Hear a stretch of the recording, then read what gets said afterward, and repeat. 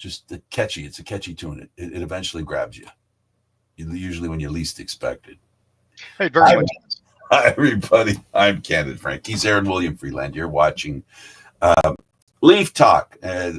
We continue because the Maple Leafs, you may remember last season we talked about the Maple Leafs mostly, but they're in exhibition season, so they're going to share the floor with the rest of the Maple Leaf sports. And carrying the Maple Leaf proudly, a little jittery, after having lost 6 of 7 while the Yankees won 6 of 7, the Jays decided to win last night behind some really good pitching and timely one-inning hitting. So they're now, unfortunately for the Jays, the Yanks won as well. And the Yanks are tough competition, so. Unfortunately, the Yankees managed to pull even at the game that I was at, which was rather unfortunate, I thought, and rather rude of the Blue Jays. Ended up losing that particular game 6-1. It was rather uninspiring, but it was 7-1. We left a little bit early, but that coupled with the Yankees' 8-1 win over the White Sox left Toronto and New York tied for first place in the American League East Division standings. They had up to that point dropped 6 of their last 7. A 5-game lead has vanished in just over a week.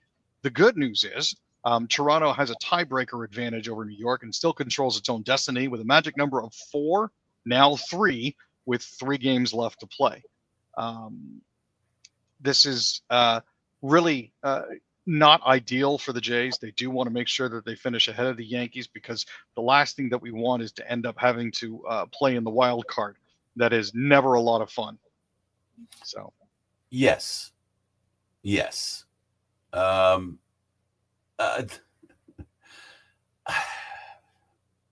I watched them play, and for me, and then I heard the experts talk, I thought of them being tired. It's the first thing I think, there are a lot of players on that team.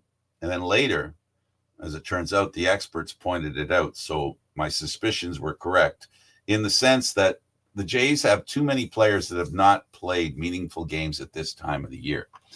And a lot of them, really good players like Varsho that are contributing insanely to this season, haven't really played this many games. Never mind, they haven't played games of this importance. They haven't played this many games in this season. So when I said they look tired, as it turns out, there's a good chance they are tired by virtue of their own history, which kind of tips the hand on their experience. So now the question becomes, is that something that's going to last forever now? Is it not something they can adjust? Is it something now the Jays are aware of and they can do something in regards to however they handle their post game, however they handle their, taking care of their body, all that wonderful stuff? I think it's important that people understand that this Jays team, for me to whine about the fact and for you to mention the fact, and you weren't whining about it, so I want to make sure there's not misunderstanding there. But to understand that they lost the lead at a 6-game lead or a 5-game lead, and they lost it all in a week. Yeah, that's terrible. That's terrible. What we mustn't forget what they've done this year. We mustn't forget where they are. As terrible as they've played, they still find themselves, at the very least, one would have to say they're at striking distance of finishing first, not only in the American League East, but in the American League, period. So, this is not something that, deserves anything but honest compliments to the organization, the team, the players, the manager, and what this organization has done this year. Remember, what place did they finish last year, Aaron? Nowhere near as well as they finished this year. As a matter of fact, if I recall correctly, last year in Major League Baseball, they actually finished in, I believe, 26th place. So, it's a grain of salt with all of this. I mean, nobody picked them to win the division. Nobody picked them to be leading their division. Nobody picked them to make the playoffs. No. So if you reel things back to the beginning of this season, and someone said to you, Aaron, the Jays are in with Yankees. They're tied, but they have the tiebreaker. They're ahead that tiny amount, but they're with the Yankees and ahead of the Red Sox, the Rays, and every other team in the American League. Please don't tell me you wouldn't be happy. And I don't mean you know what I'm saying. To the rest of you panicking Blue Jay fans, appreciate what you have. This is house money. You didn't expect this kind of season, folks. You've had a really enjoyable Blue Jay season. Now that they're here, they might as well win the World Series. I mean, they might as well. I mean, while you're here, you know what I mean? Have somebody hold your beer and take care of business. And that's the thing, they show that it's entirely possible too. What with Varsho launching a grand slam in the 6th to help the Jays win over the Sox 6-1 last night, they're now one step closer to winning the American League East title. Now, a lot of people obviously didn't pick them to win the division, and they've exceeded everybody's expectations. And now everybody's holding them to that particular standard. So now they've got to go and win the division. And it's like, well, as you mentioned, they're already playing with house money. Some interesting changes here. Louis Varland, who's normally a reliever, actually started the game and pitched 2 scoreless innings. He was followed to the mound by Eric Lauer, Yariel Rodriguez, Braden Fisher, Sir Anthony Dominguez, Brendan Little, and Jeff Hoffman. Varland, Lauer, and Rodriguez combined for 6 perfect innings on a designated bullpen day. The 3 relievers' solid outing came hours after Jose Barrios was moved to the bullpen, but also put on the 15-day injured list with right elbow inflammation. This adds another wrinkle because we know that the Jays have had issues coming out of the pen. Barrios was 9-5 this season with a 4.17 ERA and striking out 138 over 166 innings. He's had a 108.82 record over his career. So, that's in between the Twins and the Jays. This is actually the first time he's been on the IL in his 10-year MLB career. So, this is something that they're very obviously going to keep an eye on, just to make sure that it doesn't worsen. Absolutely. Now, Varsho hit his biggest hit of the season, I think, and probably his career. Oh yeah, no, without a doubt, this is one of those hits that people are expecting him to come through on now. He's proven to be a very consistent long ball hitter. He's proven himself to be very consistent at getting the ball into play. As he mentioned, before he hit it, or after he hit it, sorry, he was saying he was just trying to make contact, but it turned into a grand salami on the 6th. So, it's one of those happy accidents that you'll gladly take. As it currently stands, the Jays are going to be starting Shane Bieber tonight against the Rays, and Adrian Hauser is going to be getting the start for Tampa. New York will be hosting the Baltimore Orioles in the opener of their 3-game series.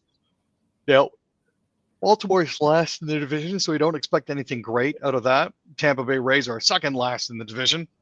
We don't necessarily expect anything great about that. But teams in those positions have been known to jump up and bite the Jays in the butt. So we're looking for them to finish strong over the course of the next 3 games.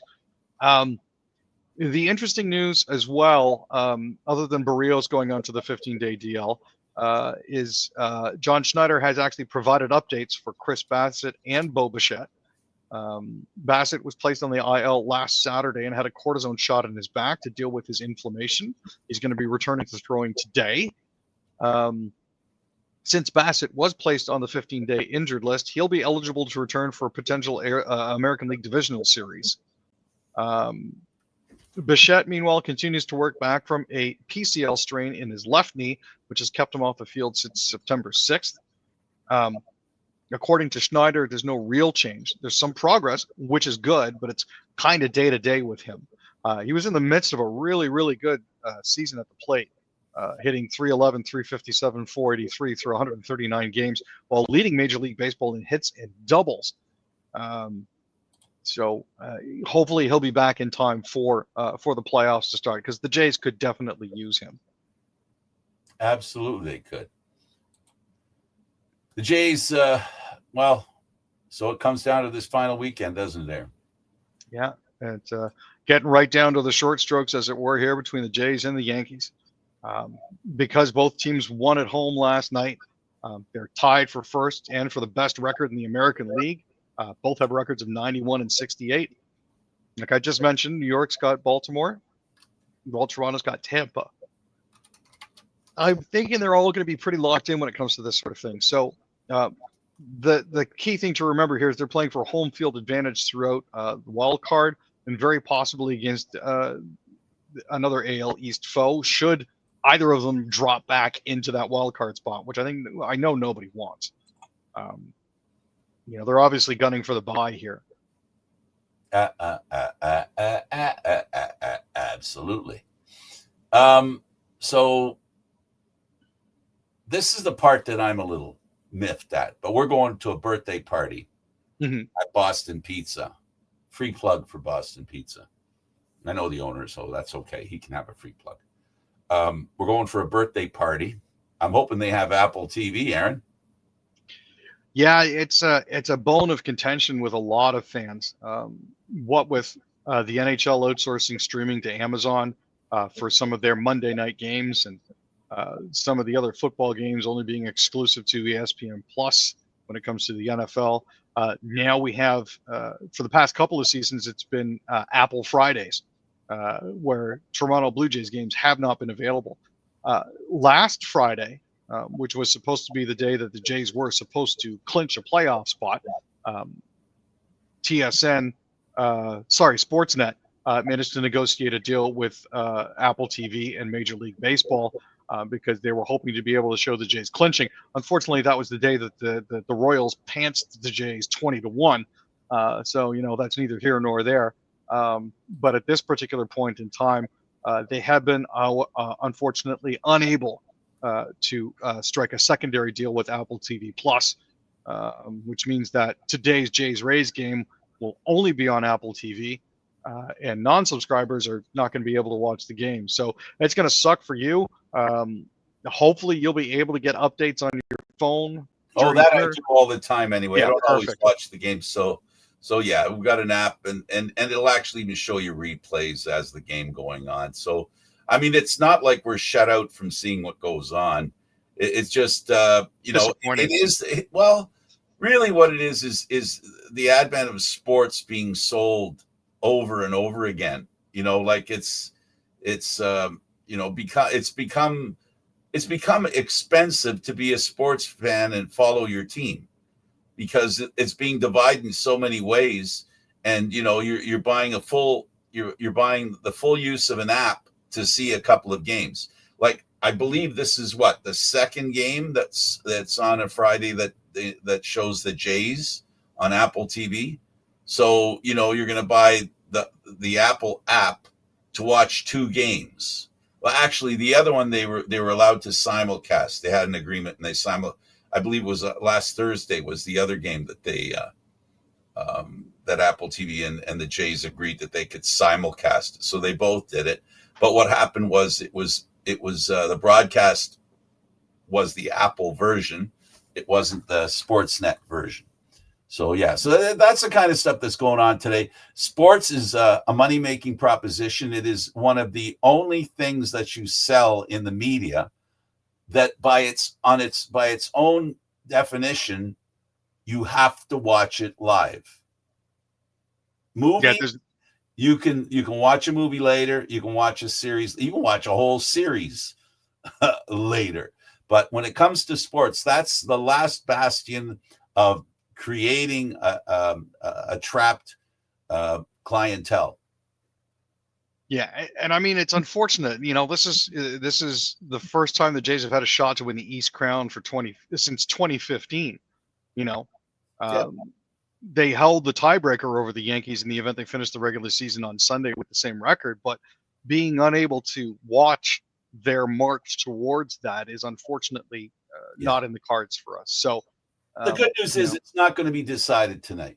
The Jays could win, the Yankees could lose, and it could still change by the end of the year. So, in that sense, it's no great loss, unless all of a sudden the desire because it involves the Yankees. I think that's what raises the interest in what's going on with the Blue Jays. Let's go to tennis and let's talk about Fernandez. Sure. So the WTA is now starting their what they like to call their Asian swing. They started the China Open. Leila Fernandez actually rolled to a 6-2, 6-0 victory over Maria Sakkari of Greece at the China Open. It took her just an hour and 14 minutes. This is the second round victory for her. It's part of the WTA Tour's 1,000 level tournaments. She's seeded 25th currently, and she's going to be playing Coco Gauff, who beat Kamila Rakhimova 6-4, 6-0. Gabriela Dabrowski of Ottawa and Aaron Routliffe were unfortunately upset by Nicole Melikar Martinez and Ludmila Samsonova. They lost 6-3, 1-6, 10-4 in first round doubles play. So they're not going to be moving on. Shapovalov also didn't. So it's been a bit of a rough go for some of the Canadians, but at least Leila's consistently winning games at this point. Yeah, good girl. She's done great stuff for Canada. She's carried the flag brilliantly. Let's go to volleyball and Canada's contribution to volleyball.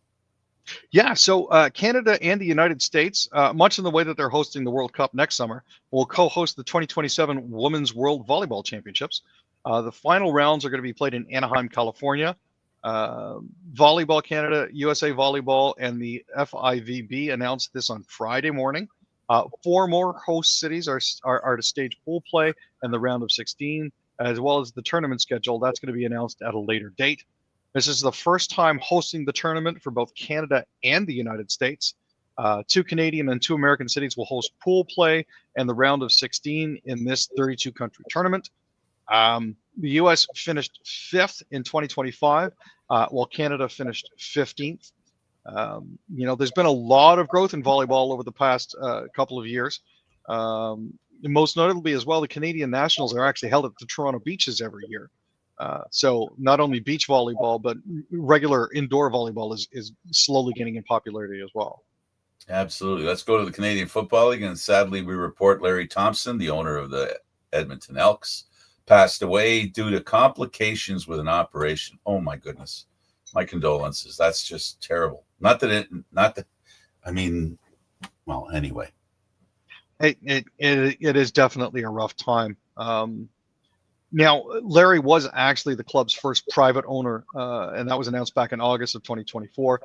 Was the culmination of a month-long ownership review intended to bring stability to the Edmonton Elks. Unfortunately, now there's a big hole to fill. Chris Morris said that Larry's toughness and direct nature were matched only by his genuine care for every person connected to the Double E.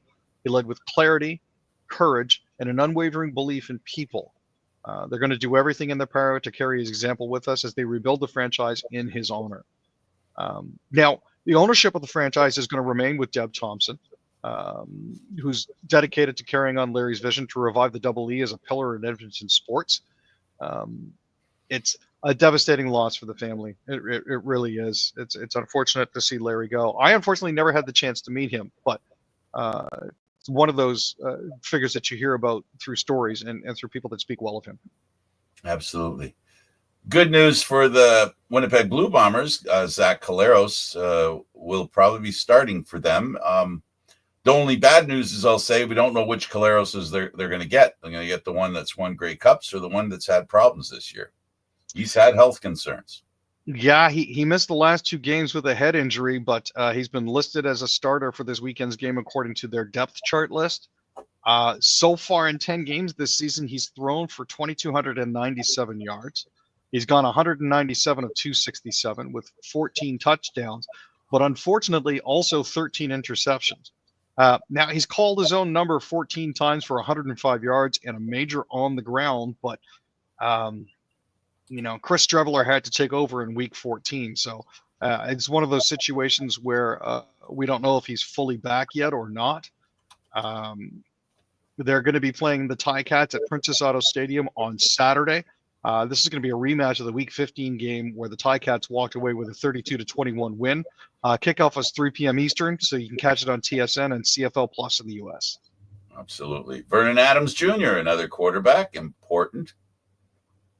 Yeah, the Stampeders have announced that Vernon Adams will be starting in Week 17. Now, Adams left the game against the BC Lions in Week 16 with a back injury and had to be replaced with PJ Walker. He was a limited participant in practice to start the week, but by the end of this week here, he's been fully participating before being announced as the starter yesterday. In the meantime, Alexander is going to be returning to the Alouettes lineup for the first time since Week 7.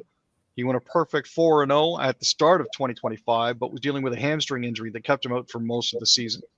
So two of these guys coming back off injury, we'll have to see how that goes. Another starting quarterback coming off injury, Nick Arbuckle of the Toronto Argonauts. Yeah, now, and again, most of these guys are being announced via depth chart, but Arbuckle is going to be starting Week 17. He missed the loss last week with a calf injury, which he suffered in Week 15. Jared Dagey started in his place and completed 25 of 37 for 207 yards. Arbuckle's played 13 games this season. He's ranked second in the league in passing yards and passing touchdowns with 4,089 and 25 touchdowns. So kickoff is actually scheduled for 10 o'clock tonight. You can catch that game as well. Yeah, we're going to be up late tonight. Yeah, it's going to be a very late night. He thinks. PWHL news. So Erica Howe, she's the kind of player who paid it forward whenever she played hockey. She represented Canada internationally and once amongst the foot soldiers in the movement for a viable, sustainable professional women's hockey league. She joined the PWHLPA after the Canadian Women's Hockey League folded back in 2019, and that ended up taking her Markham Thunder Club with it. She's always a strong foundational player, but she retired after the 23-24 season, after the inaugural PWHL season with the Scepters. She started 3 games and had a 1-1-0 record. She returned to her job as a firefighter in Mississauga, but unfortunately was diagnosed with breast cancer later in the summer of 2024. So she's dedicating herself now to helping others who need help, obviously. She's trying to leverage her experience with hockey in her career to various fundraising efforts and to leave hockey and its support systems better for people who follow her. Staying in Canada, rugby. Yes, big news. Canada, England this weekend. England, who's number 1, are going to be playing Canada, who are number 2 in Saturday's championship game at the Women's Rugby World Cup. It's at Twickenham's Allianz Stadium, and it's rugby's equivalent of an unstoppable force. It's Canada meeting the immovable object, which is the UK. Canada leads the tournament in 4 statistical categories. That's percentage of ruck and scrum success. England leads in 8 categories, including points, tries, tackles, and dominant tackles. Canada hung a huge loss on the Black Ferns earlier in the week to get themselves into the finals. I think more than anything, some of the comments coming out of New Zealand about it were that Canada is now their official bellwether when it comes to measuring how they're doing when it comes to women's rugby. Because no offense to America or England, Canada seems to be the tougher test for them. So looking very much forward to watching that. It's going to be, I think, a very exciting game. Absolutely. Let's get into the second half and let's talk about hockey and PEI. So I don't know if you go to a lot of minor league games or catch, grandkids or anything like that playing hockey. But there's a new initiative that Hockey PEI has decided to introduce. Specifically, any on-ice officials under the age of 18 are going to be wearing a green armband as well as the orange or red stripes. It's an initiative that they decided to bring in to sort of let people know about who they're screaming at on the ice and how close those kids are to their actual kids' ages. People are passionate about hockey. This along the same lines with minor hockey. Put on the jersey the stop sign on the back of the jersey. So exactly. It's a reminder. Something hopefully people notice, and it triggers a recollection of the respect that they've got to give these young people who are learning to be officials, like the players. Exactly. And it's one of those things where it's just like, come on, people, don't be jerks about it. This This is one of those things where you have to step back and take stock of the situation and realize,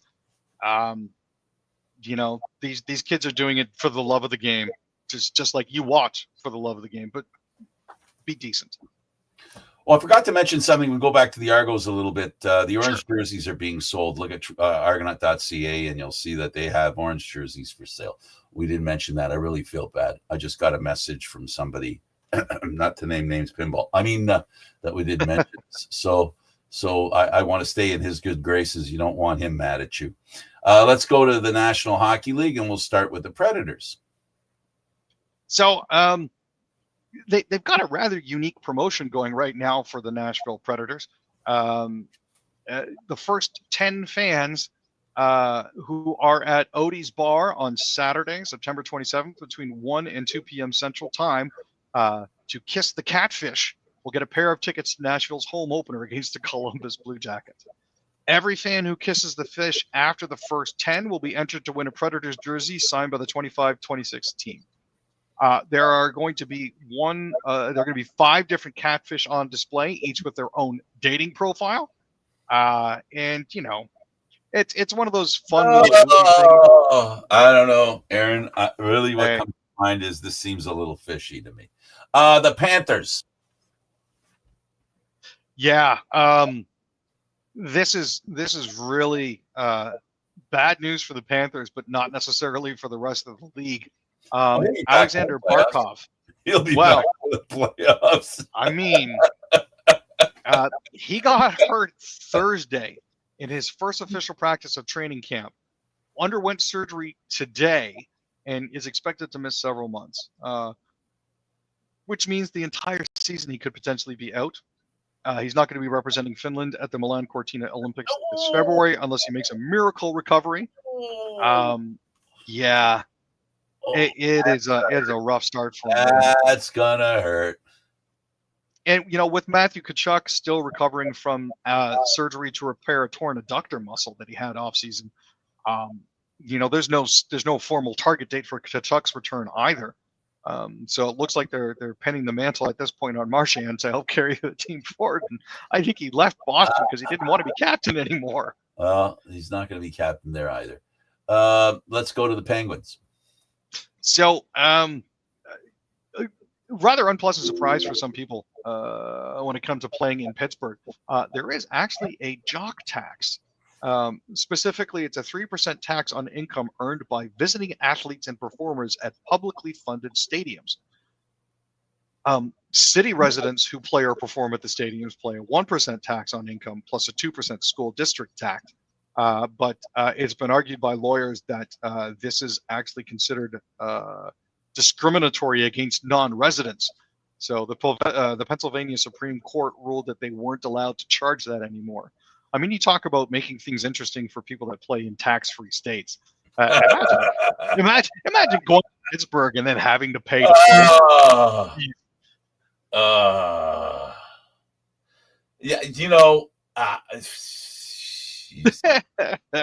I mean, look, they get paid enough, but I understand trying on the excuse of leveling the playing field. I think the provincial government should charge a 10% tax for everybody that makes money when it comes to hockey, and a 25% tax on the National Hockey League. Well, I know I'm exempt from that because I make no money off this whatsoever. I'm just kidding. It's just ridiculous. Listen, they can do whatever they want, but this nailing people with we have this thing. We go to this restaurant. I won't mention the name.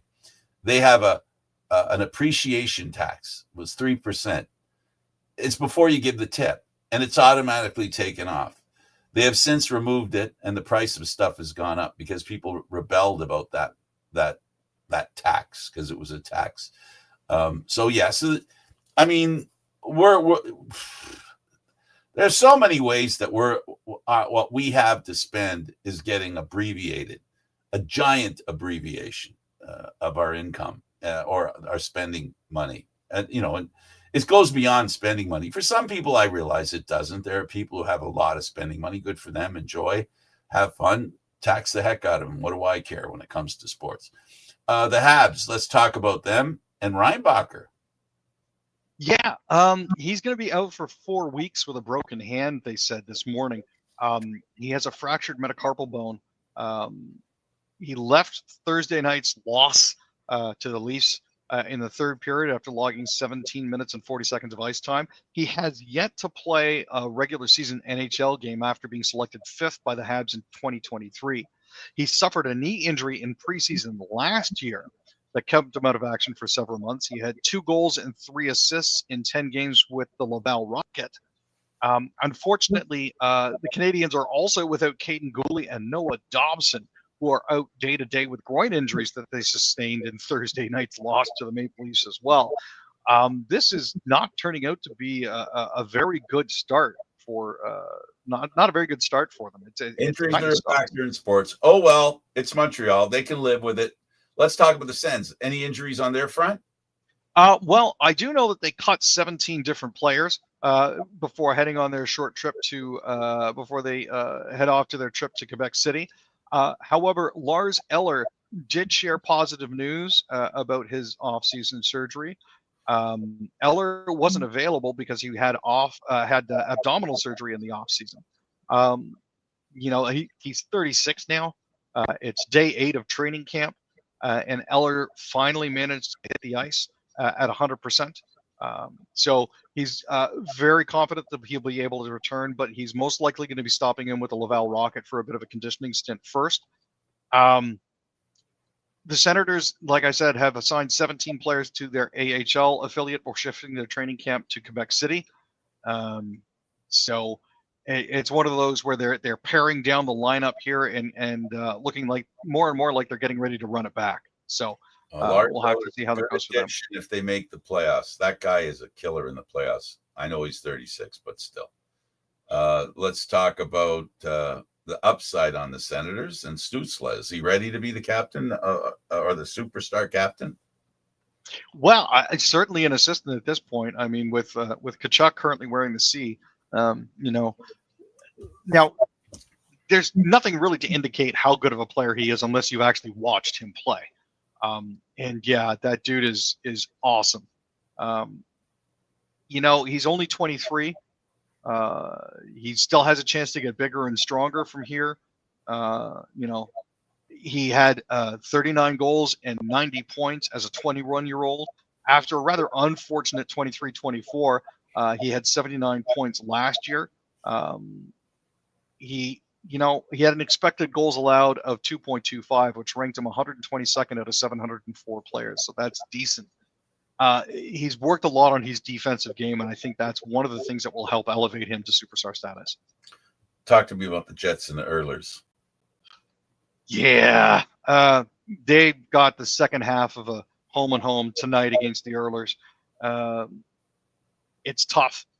They lost at home in their second straight preseason game on Tuesday. They're playing the second leg of a home-and-home in Alberta.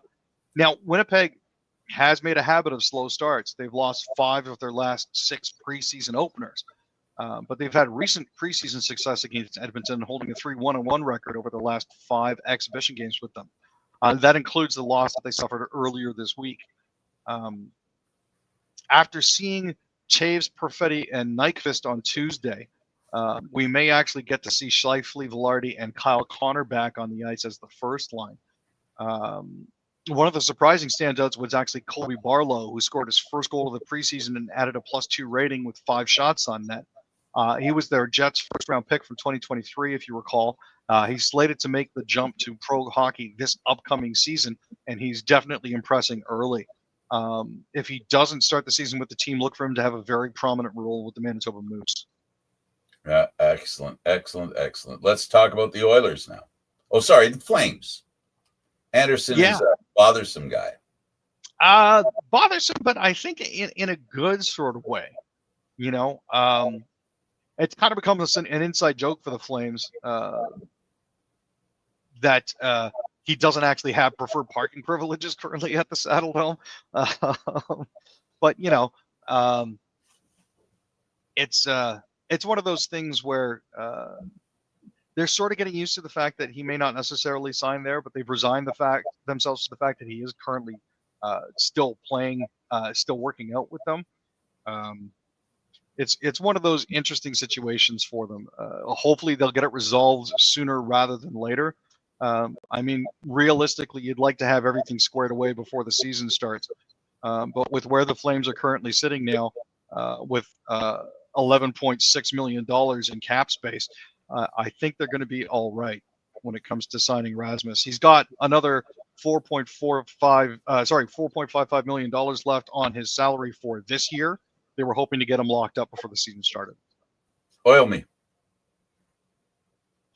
So, things ain't necessarily all that grand for the Oilers. They lost 4-1 to Seattle. They were putting Trent Frederick on the first line with Connor McDavid and Leon Draisaitl, but unfortunately it didn't quite work. They went pointless and -3 in losing 4-1 to the Seattle Kraken. The other unfortunate thing is Skinner wasn't that good either. He was cold for almost the entire first period. He had one shot in the first 19 minutes and 30 seconds, and he allowed 3 goals on 18 shots over the course of the rest of the game. One of those things where you could potentially blame the fact that he was so porous for the last part of the game on the fact that he didn't see any shots. But the Edmonton Oilers were out shooting Seattle 13-8 in the second period and losing 2-0. So it's one of those things that you have to be careful about. Skinner lost 15 pounds coming into camp. So I'm not 100% sure why he's looking the way that he is. But hopefully things will get better for him. Speak to me about the Knuckleheads and Höglander in particular. Yeah, not the start that Nils Höglander wanted to have. He scored in their game against Calgary, but later ended up leaving the game with a lower body injury that currently has him day-to-day, but the projection is weeks at this point, which is not the start that you necessarily want to have. Victor Mancini and Philip Cheadle also scored for Vancouver. Thatcher Demko made 11 saves. It looks like the hip issue that plagued him before is seemingly on the mend. Connor Zary had Calgary's lone goal, and Ivan Prosvetov stopped 28 shots. Both teams have 4 preseason games coming up. And now we'll get to talk about the Maple Leafs. Riley he set some goals. Aaron? Is he going to achieve them? He's just going to set them, or is he going to achieve them? Well, see, that's the thing now. He's now a veteran with 12 years of NHL experience under his belt. Apparently last year was not one of the better years that he had. I mean, obviously based on his performance, but being a new father, all that sort of things, he made comment about the fact that the game didn't seem to be coming as easily to him mentally as it was anymore. Physically, he was still there. You know, there were days when he was great. There were days when he was absolutely fantastic. But he had to come to terms with the fact that he was disappointed with himself, and it's a hard thing to admit sometimes. And for somebody that's had a lot of success when it comes to this sort of thing, it's difficult to come to grapple with that. He's taken some time to step back, work on his mental attitude and his approach to the game, and I think really the goals that he's set for himself are relatively realistic. He wants to get himself back to more than 40 points a season. That's part of it. Again, it's difficult to gauge where he's going to be. I mean, you saw his performance last year. I saw his performance in the exhibition game. I was not impressed. No, he says based on the way that he's working it, he feels that he's in a better position to do it. He took better care of himself over the offseason here. He says that he's he lost some weight. Yep, about 10 to 12 pounds lighter. He said it, and he's feeling better about his physical fitness than he has in a long time. Unfortunately, he still has the problem making bad decisions. They lost the game because of a bad decision he made. He should have switched with Austin Matthews because he could have stepped in front of the skater going, oh, geez, I had it. Pinto. Pinto blew by him because he was more concerned with the guy that he was checking, not the guy with the puck that was way ahead. I don't like at times the way Austin Matthews and I want to say the core four. We're not supposed to talk about them anymore. The problem with the core four, the really good players the Leafs have, none of them are good at playing defense. Austin tries. He tries. I grant you that. He tries. But that overtime goal was a perfect example of not being able to play defense. He should have switched up. There's no way Austin Matthews should have continued the race after Pinto. He should. It just, to me, I'm not that much of a genius when it comes to hockey, and unfortunately, Riley he could have cut Pinto off. He could have, but he just let him go by. Oh, that irritates me more than anything, that they don't have the security or the chops to know to play that kind of defense. That it just, to me, it's a sign that they haven't learned, and this is just the first time it's going to show. They're going to have to learn to stop making it easy for the opposition to score. That overtime goal was, in my mind, it was disgusting and something you would expect from two rookies, not from two guys. One guy that says he's got a problem. He had a problem with his mind and well, yeah, that's the problem with Morgan Riley.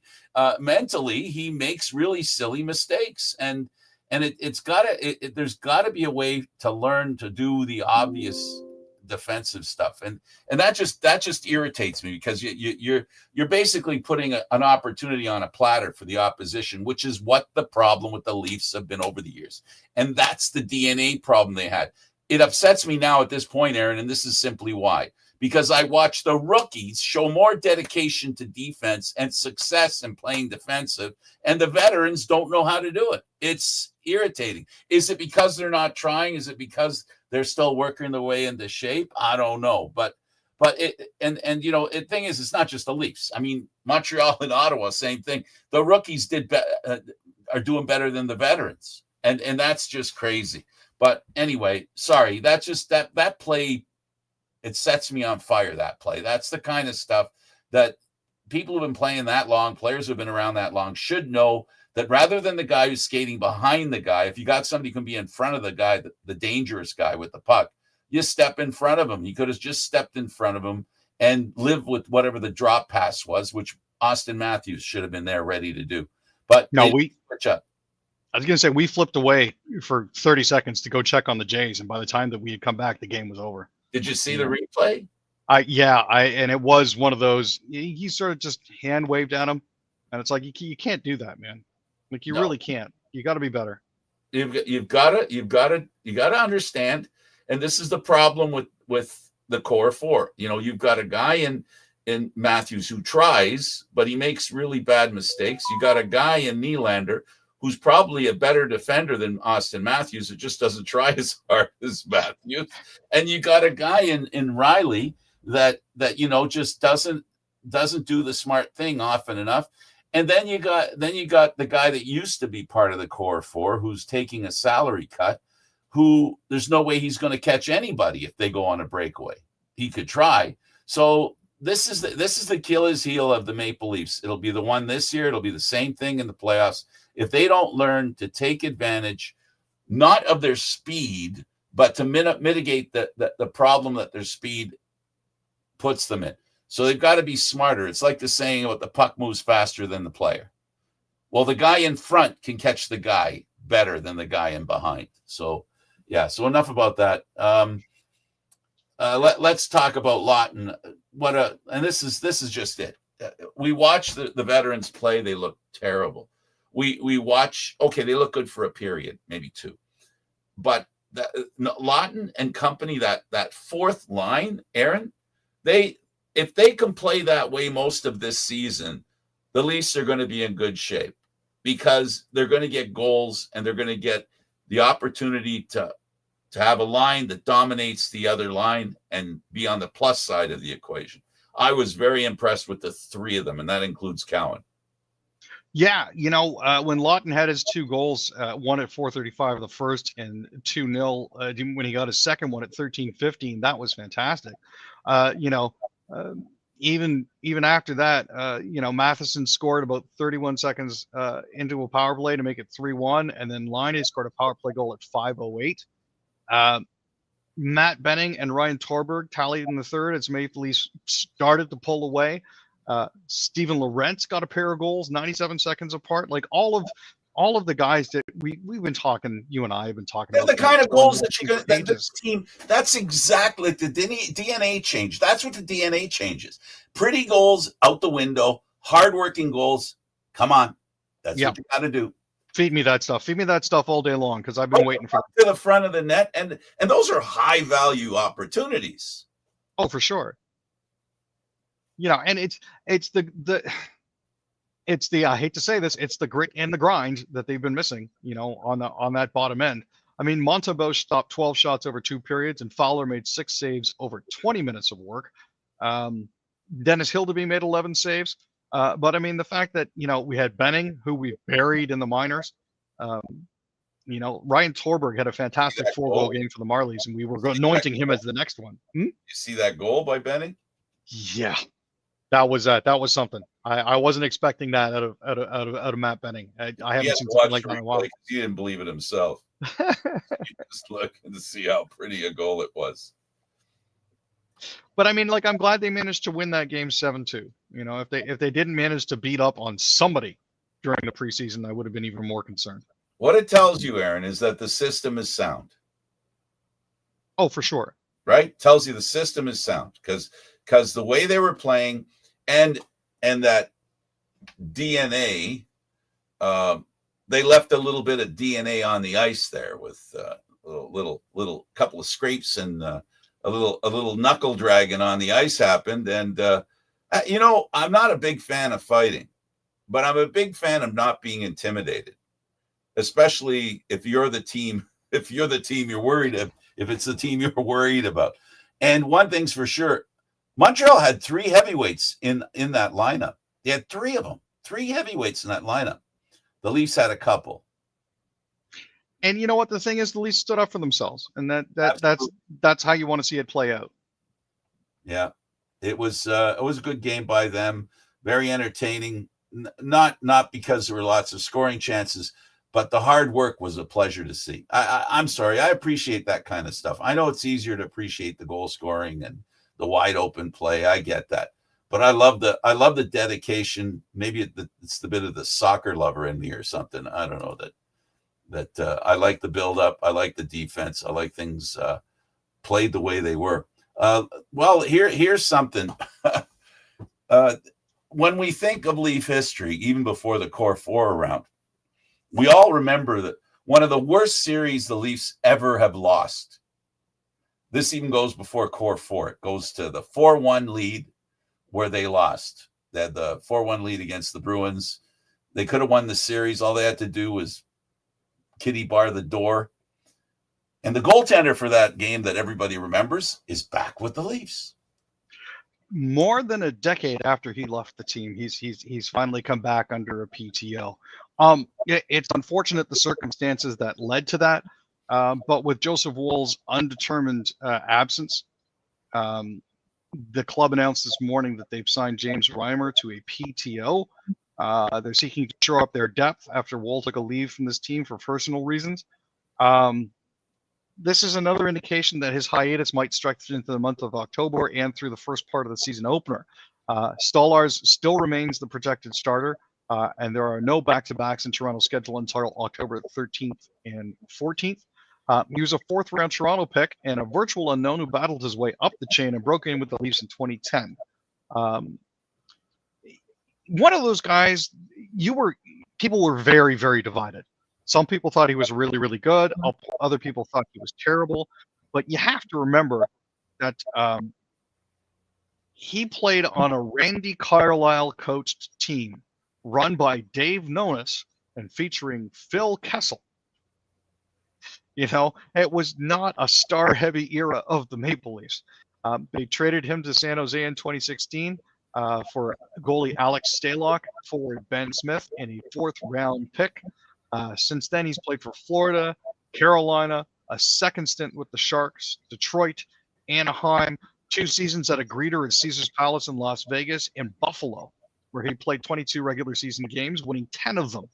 His career save percentage is actually a .910, and despite being a backpack goalie, he's had a very, very good career. So bringing him in like that, it's unusual for him to go so long between games with the team, especially when they're bringing him back. But it's going to give me an excuse to wear my Reimer jersey again, so I'm not entirely upset. Well, here's what I'm going to say. This is how I define him. He's a battler. Yes. That's 100%. One word. So unfortunately, being a battler, there's a lot of reasons why a goaltender has to be a battler. It could be anything from fighting the puck to fighting your teammates who are not protecting you. And I think he lies somewhere in between, and I'm going to go closer to the players that were around him that caused him more grief. Just that Bruins series, that lead that was lost, to see a perfect example of why they lost that series was there were Bruin players in the crease who were allowed to do whatever they wanted to do in the crease.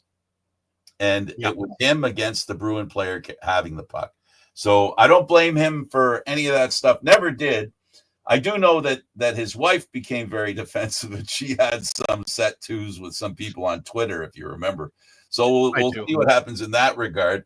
She was defending her husband. You can't blame her, and she's still active on the internet. She's still very active.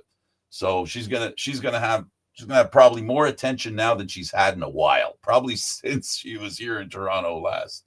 And, God bless April, but there was that whole scene where there was a guy that was actually chirping James, and the expression on her face got captured by all the cameras, and people misinterpreted that as her feuding with Alicia Cuthbert, who was Dino Trudeau's wife at the time.